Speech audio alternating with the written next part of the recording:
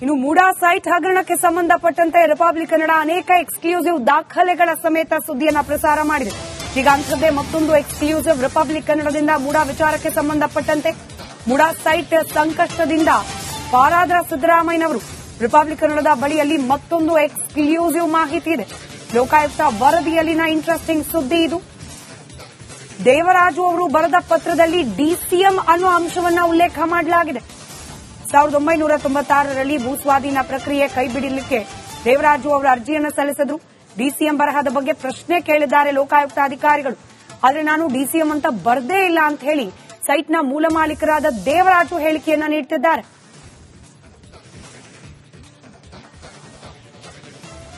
ಇನ್ನು ಆ ಪತ್ರದ ಪ್ರತಿಯನ್ನ ಗಮನಿಸ್ತಾ ಇದ್ದೀರಿ. ಈ ಮೂಡಾದಿಂದ ಮೂಲ ಮಾಲೀಕರ ಕೆಸರೆ ಗ್ರಾಮದ ಭೂಮಿಯನ್ನ ವಶಕ್ಕೆ ಪಡೆದ ಸಂದರ್ಭದಲ್ಲಿ ಅದನ್ನ ಡಿನೋಟಿಫೈ ಮಾಡುವಂತೆ ದೇವರಾಜು ಅವರು ಮೂಡಾಗೆ ಬರೆದಿರುವ ಪತ್ರ, ಅದರಲ್ಲಿ ಡಿಸಿಎಂ ಅಂತ ಹೇಳಿ ಉಲ್ಲೇಖ ಮಾಡಲಾಗಿದೆ. ಆದ್ರೆ ಈಗ ದೇವರಾಜು ಅವರ ಪ್ರಕಾರ ಡಿಸಿಎಂ ಅಂತ ಹೇಳಿ ಉಲ್ಲೇಖನೇ ಮಾಡಿಲ್ಲ ಅಂತ ಹೇಳಿ ಅವರು ಹೇಳ್ತಾ ಇದ್ದಾರೆ.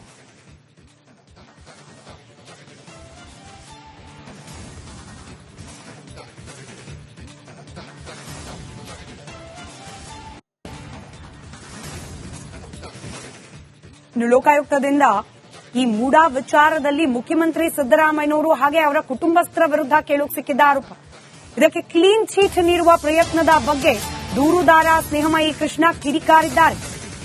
ಲೋಕಾಧಿಕಾರಿಗಳ ವಿರುದ್ಧ ಸ್ನೇಹಮಯಿ ಕೃಷ್ಣ ಮತ್ತೆ ಆರೋಪವನ್ನ ಮಾಡುತ್ತಿದ್ದಾರೆ. ಮತ್ತೊಂದು ಸ್ಫೋಟಕ ಆರೋಪವನ್ನ ಮಾಡಿದ್ದಾರೆ ಸ್ನೇಹಮಯಿ. 1996ರ ದೇವರಾಜು ಅವರ ಪತ್ರದಲ್ಲಿ ಡಿಸಿಎಂ ಅನ್ನೋ ಬರಹ ಇದೆ. ಆ ಪತ್ರದ ಆಧಾರದ ಮೇಲೇನೆ ಈ ಪ್ರಕರಣವನ್ನ ಗಮನಿಸಬೇಕಾಗಿತ್ತು.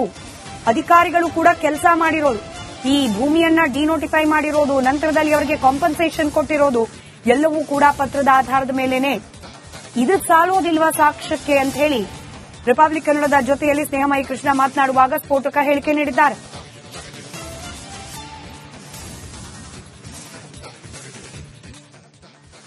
ಮೈಸೂರು ನಗರಾಭಿವೃದ್ಧಿ ಪ್ರಾಧಿಕಾರದಲ್ಲಿ ಸಿಎಂ ಪತ್ನಿ ಪಡೆದಂತಹ 14 ನಿವೇಶನಗಳ ಬಗ್ಗೆ ಈಗಾಗಲೇ ಲೋಕಾಯುಕ್ತದಲ್ಲಿ ವರದಿ ಕೂಡ ಸಲ್ಲಿಕೆಯಾಗಿದೆ.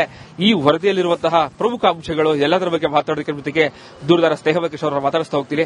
ಸರ್, ಬಹಳ ಪ್ರಮುಖವಾಗಿ ವರದಿ ಸಿಕ್ಕಿದೆ ಸರ್. ಈಗ ಏನೆಲ್ಲ ಫೈಂಡ್ ಔಟ್ ಮಾಡಿದ್ದಾರೆ ಸರ್? ಅವರ ಪ್ರಭಾವ ಇಲ್ಲ ಅಂತ ಬೀರ್ಪೋಟ್ ಹಾಕ್ಬೋದು ಹೇಳಿದ್ದಾರೆ.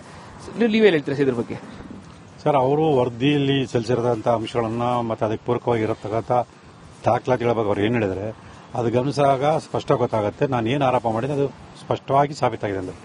ಆದರೆ ಇವರು ಅದನ್ನು ತಿರುಚಿ ಬೇರೆ ರೀತಿಯಲ್ಲಿ ಹೇಳಿದ್ದಾರೆ. ಅಂದರೆ ಏನು ನಿವೇಶನ ಕೊಟ್ಟಿದ್ರೆ ಅವ್ರು ಮಾತ್ರ ಅಪರಾಧಿಗಳು, ಪಡ್ಕೊಂಡ್ರೆ ಅಪರಾಧಿಗಳಲ್ಲ ಅಂತೇಳಿ.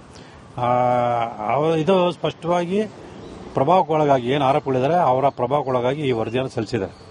ಇಷ್ಟು ತುರ್ತಾಗಿ ಅವರೇ ಹೇಳ್ತಾರೆ ಇನ್ನು ಸಮಗ್ರ ತನಿಖೆ ನಡೀಬೇಕು ಅಂತೇಳಿ. ಸಮಗ್ರ ತನಿಖೆ ನಡೆಯೋಕ್ಕೆ ಮುಂಚೆನೆ ಇವರು ನಾಲ್ಕು ಜನರ ವಿರುದ್ಧ ಅಂತಿಮ ಸಲ್ಲಿಸುವಂಥ ತುರ್ತು ಏನಿತ್ತು ಅನ್ನೋದ್ರ ಬಗ್ಗೆ ಎಲ್ಲೂ ಹೇಳಲ್ಲ.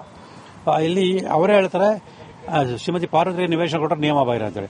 ಸೊ ನಿಯಮ ಬಾಹಿರ ಅಂತಂದ್ಮೇಲೆ ಅದು ಅಪರಾಧ ಕೊಡ್ತಿರ್ತಾರೆ. ನಿಯಮ ಬಾಹಿರ ಕೊಟ್ಟಿರೋದು ಇವ್ರ ಮೇಲೆ ಕ್ರಮ ತಗೊಳ್ಳಿ ಅಂತ ಹೇಳ್ತಾರೆ. ಆದರೆ ಪಾರ್ವತಿ ಮೇಲೆ ಏನು ಕ್ರಮ ತಗೊಳ್ಳೋದು ಬೇಡ ಅಂತ ಹೇಳ್ತಾರೆ. ಸೊ ಇದೆಲ್ಲ ಒಂದು ದ್ವಂದ್ವ ನೀತಿಗಳು ಇಲ್ಲಿ ಅನುಸರಿಸಿ ಸ್ಪಷ್ಟವಾಗಿ ಕಂಡು ಬರುತ್ತೆ. ಸೊ ಇವೆಲ್ಲವನ್ನು ಮಾನ್ಯ ನ್ಯಾಯಾಲಯ ಗಮನಕ್ಕೆ ತಂದು ಸೊ ಆರೋಪಗಳಿಗೆ ಶಿಕ್ಷೆ ಕೊಡಿಸುವಂಥ ಕಾನೂನು ಹೋರಾಟವನ್ನು ನಾನು ಮುಂದುವರ್ಸ್ಕೊಂಡು ಹೋಗ್ತೀನಿ. ಮತ್ತು ಇಲ್ಲಿ ಅವ್ರೇನು ಒಂದೊಂದು ಅಂಶಗಳಿದೆ ಮುಖ್ಯವಾಗಿ ಹೇಳ್ತಾರೆ. ಏನು ಮಲ್ಲಿಕಾರ್ಜುನ ಸ್ವಾಮಿ ಹೆಸರಿಗೆ ಅನ್ಯಕ್ರಾಂತ ಆದೇಶ ಇದೆ, ಅದು ಅದ್ರ ಬಗ್ಗೆ ಸುಳ್ಳು ದಾಖಲೆ ಸೃಷ್ಟಿ ಮಾಡ್ರಿ ಅಂತ ಹೇಳ್ತಾರೆ. ಹಾಗಾದ್ರೆ ಅವ್ರಿಗೆ ಶಿಕ್ಷೆ ಆಗ್ಬೇಕಲ್ವಾ? ಇಂಥದ್ದು ಸಾಕಷ್ಟು ಅಂಶಗಳಿದ್ರೂ ಕೂಡ ಸಾಕ್ಷ್ಯಗಳಿಲ್ಲ ಅಂತೇಳಿ ಸುಳ್ಳು ವರದಿ ಸಲ್ಲಿಸಿರೋದು ಸ್ಪಷ್ಟ ಕಂಡು ಬರುತ್ತೆ. ನೀವು ಸಂಪೂರ್ಣ ವರದಿ ಓದಿದ್ದೀರಾ ಸರ್? ಸರ್, ಸಂಪೂರ್ಣ ಓದಿಲ್ಲ. ನಾನು ಒಂದು ಅರ್ಧ ಭಾಗ ಓದಿದ್ದೀನಿ. ಅರ್ಧ ಭಾಗ ಸಾಕಷ್ಟು ಅಂಶಗಳು ಕಂಡು ಬಂದಿದೆ. ಅದನ್ನ ನೋಡಿದಾಗ ಈ ಸಿದ್ದರಾಮಯ್ಯ ಪಾತ್ರ ಇರೋದು ಕೂಡ ಕಂಡು ಬಂದಿದೆ. ಅಂದರೆ ಏನು ಮಲ್ಲಿಕಾರ್ಜುನ ಸ್ವಾಮಿಯವರು 1996 ಇಸ್ವಿಯಲ್ಲಿ ಅನ್ಯಕ್ರಾಂತಿಕ ಅಲ್ಲ ಭೂಸ್ವಾಧೀನ ಕೈ ಬಿಡೋದ್ರಲ್ಲಿ ಮನವಿ ಪತ್ರ ಸಲ್ಲಿಸಿದ್ದಾರೆ. ಆ ಮನವಿ ಪತ್ರ ಒಂದು ಮೂಲೆಯಲ್ಲಿ ಡಿಸಿಎಂ ಅಂತೇಳಿ ಬರೆದಿದ್ದಾರೆ ಅನ್ನೋದು ಕಂಡು ಬಂದಿದೆ. ಡಿಸಿಎಂ ಡೆಪ್ಟಿ ಚೀಫ್ ಮಿನಿಸ್ಟರ್ ಅಂತೇಳಿ ಗೊತ್ತಾಗುತ್ತೆ. ಆ ಸಂದರ್ಭದಲ್ಲಿ ಡೆಪ್ಟಿ ಸಿಎಂ ಆಗಿದ್ದವರು ಅಂದರೆ ಉಪಮುಖ್ಯಮಂತ್ರಿ ಆಗಿದ್ದವರು ಸಿದ್ದರಾಮಯ್ಯ. ಅದು ಅವರ ಒಂದು ಅರ್ಜಿ ಅಂದರೆ ಅವರ ಕಡೆಯವರ ಒಂದು ಅರ್ಜಿ ಅನ್ನೋ ಒಂದು ಪ್ರಭಾವಕ್ಕೋಸ್ಕರ ಡಿಸಿಎಂ ಬರೋದು ಸ್ಪಷ್ಟ ಕಂಡು ಬರುತ್ತೆ. ಯಾರು ಕೊಟ್ಟರು ಸರ್ ಲೆಟರ್ ಅಂತದ್ದು?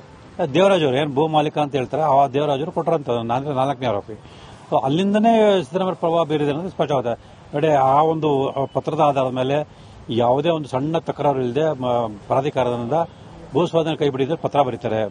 ಮತ್ತು ಭೂಸ್ವಾಧೀನ ಕೈ ಬಿಡಿದ್ರೆ ಸರ್ಕಾರದ ಅಧಿಸೂಚನೆ ಆಗುತ್ತೆ. ಅದೇ ನಿವೇಶನವನ್ನ ಅದೇ ಜಮೀನನ್ನ ಸಿದ್ದರಾಮಯ್ಯ ಬೊಮ್ಮಾಯಿದ ಮಲ್ಲಿಕಾರ್ಜುನ ಸ್ವಾಮಿ ಖರೀದಿ ಮಾಡ್ತಾರೆ. ಅದಾದ ನಂತರ ಅಕ್ರಮವಾಗಿ ಅನ್ಯಗ್ರಹದ ಆದೇಶ ಮಾಡಿದೆ ಅಂತ ಸುಳ್ಳು ದಾಖಲೆ ಸೃಷ್ಟಿ ಮಾಡ್ತಾರೆ. ಅದಾದ ನಂತರ ಅದೇ ಜಮೀನು ಶ್ರೀಮತಿ ಪಾರ್ವತಿಯವರಿಗೆ ಬರುತ್ತೆ. ಅದೇ ಜಮೀನು ಆಧರಿಸಿ ಅವರು 14 ನಿವೇಶನ ಪಡಿತಾರೆ.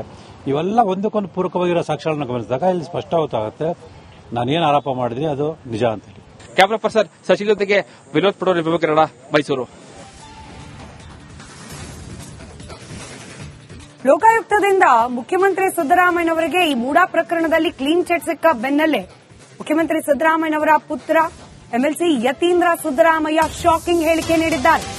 ಇಡಿಯಲ್ಲಿ ಪ್ರಕರಣ ದಾಖಲಾದ ನಂತರದಲ್ಲಿ ಮೂಡಾಗೆ ವಾಪಸ್ ಕೊಟ್ಟಿದ್ದ 14 ಸೈಟ್ ಅನ್ನ ವಾಪಸ್ ಪಡಿಲಿಕ್ಕೆ ಮುಂದಾಗ್ತಾರಾ ಮುಖ್ಯಮಂತ್ರಿಗಳು? ಹೌದು ಅನ್ನೋ ರೀತಿಯಲ್ಲಿ ಉತ್ತರ ಕೊಟ್ಟಿದ್ದಾರೆ ಅವರ ಪುತ್ರ ಯತೀಂದ್ರ ಸಿದ್ದರಾಮಯ್ಯ.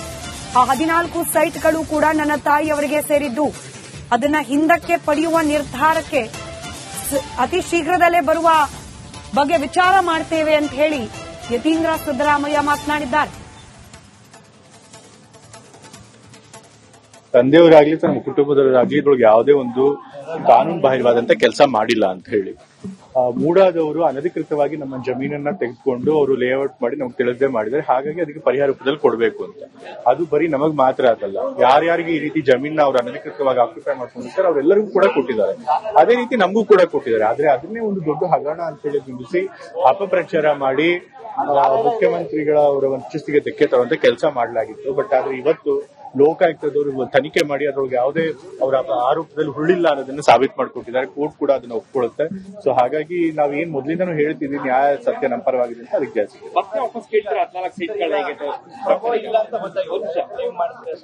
ಅದನ್ನ ತಂದೆಯವ್ರನ್ನ ಕೇಳಬೇಕು, ತಾಯಿಯವ್ರನ್ನ ಕೇಳಬೇಕು. ಯಾಕೆಂತಂದ್ರೆ ಅಲ್ಟಿಮೇಟ್ಲಿ ಅದು ತಾಯಿಯವ್ರಿಗೆ ಬರ್ಬೇಕಾಗಿದ್ದು. ಹಾಗಾಗಿ ಅವ್ರು ಏನ್ ನ್ಯಾಯವಾಗಿ ಬರ್ಬೇಕಾಗಿದ್ದು ತೆಗೆದುಕೊಂಡದನ್ನ ಅವ್ರು ಹಗರಣ ಅಂತ ಹೇಳಿ ಬಿಂಬಿಸಿ ಸುಳ್ಳು ಹೇಳಿದ್ರು. ಸೊ ಹಾಗಾಗಿ ಅವ್ರು ಅದಕ್ಕೆ ನೊಂದು ತಂದೆಯವ್ರಿಗೆ ಅದರಿಂದ ತೊಂದರೆ ಆಗ್ಬಾರ್ದು. ಅವ್ರು 45 ವರ್ಷಗಳಿದ್ದ ರಾಜಕೀಯ ಪಯಣದಲ್ಲಿ ಯಾವತ್ತೂ ಕೂಡ ಆ ರೀತಿ ಆರೋಪ ಬಂದಲ್ಲಿ ಭ್ರಷ್ಟಾಚಾರದ ಆರೋಪ, ಆದ್ರೆ ಅವ್ರ ಕಾರಣದಿಂದ ಬಂದಿದೆ ಅಂತ ಹೇಳಿ ಅವ್ರು ಬೇಸತ್ತು ಅದನ್ನ ವಾಪಸ್ ಕೊಟ್ಟಿದ್ರು. ಸೊ ಹೀಗಾಗಿ ಇವತ್ತು ನಾವು ಮೊದಲಿಂದ ಅವ್ರು ಏನ್ ಹೇಳ್ತಿದ್ರು, ಅವರು ನಿರಪರಾಧಿಗಳು ಅಂತ ಹೇಳಿ ಅದಕ್ಕೆ ಜಾಸ್ತಿ ಸಿಗ್ತದೆ. ಮುಂದೆ ಅವ್ರು ಏನು ಬೆಳಗ್ಗೆ ಮೈಸೂರಿಗೆ ಬಂದ ಬೆಳಗಿನ ಬೇರೆ ಬೇರೆ ಕಾರ್ಯಕ್ರಮ.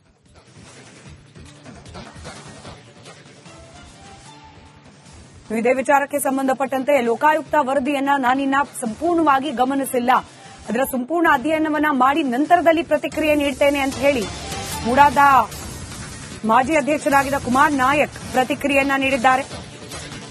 ಲೋಕಾಯುಕ್ತ ಕೊಟ್ಟಿರುವ ತೀರ್ಪನ್ನ ಸಂಪೂರ್ಣವಾಗಿ ನಾನಿನ್ನೂ ಓದಿಲ್ಲ, ಅದರ ಅಧ್ಯಯನ ಮಾಡಿದ ನಂತರದಲ್ಲೇ ನಾನು ಪ್ರತಿಕ್ರಿಯೆ ನೀಡ್ತೇನೆ ಅಂತ ಹೇಳಿ ಮಾಜಿ ಡಿಸಿ ಕುಮಾರ್ ನಾಯಕ್ ಪ್ರತಿಕ್ರಿಯೆ ನೀಡಿದ್ದಾರೆ. ಸದ್ಯಕ್ಕೆ ರಾಯಚೂರಿನ ಸಂಸದರು ಕುಮಾರ್ ನಾಯಕ್ ಲೋಕಾಯುಕ್ತ ವರದಿಯಲ್ಲಿ ಹೆಸರು ಉಲ್ಲೇಖ ಆದ ವಿಚಾರಕ್ಕೆ ಸಂಬಂಧಪಟ್ಟಂತೆ ಅಧಿಕಾರಿಗಳಿಂದ ಲೋಪವಾಗಿರುವ ಬಗ್ಗೆ ಉಲ್ಲೇಖ ಆಗಿದೆ. ಈ ಬಗ್ಗೆ ಕುಮಾರ್ ನಾಯಕ್ ಅವರ ಪ್ರತಿಕ್ರಿಯೆ. ವರದಿಯನ್ನು ನಾನಿನ್ನ ನೋಡಿಲ್ಲ.